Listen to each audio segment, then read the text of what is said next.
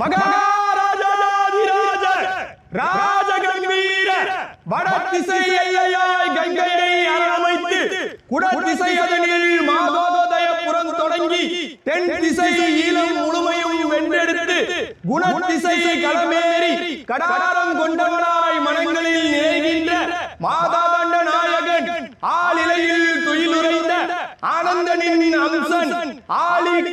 களமேறி போரிட்டு வென்ற அதிசயன் வேலீர் தோன்றல் பழையறை ஆண்ட வேங்கையன் அழகிய கங்கை கொண்ட சோழபுரம் அமைத்த அற்புதன் வடிநில காவிரியின் வளமான தந்தையை விடுத்து வறண்ட நிலமதனில் தலைநகரை வடிவமைத்து அகண்ட ஏரியொன்றை ஆள்பட வடிவெடுத்து திங்களை சிகையில் சூடிய திருநீலகண்டனுக்கு கங்கை கொண்ட சோழீச்சரம் எனும் திருநாமமிட்டு அகிலம் வியந்திடும் முத்தமிழ்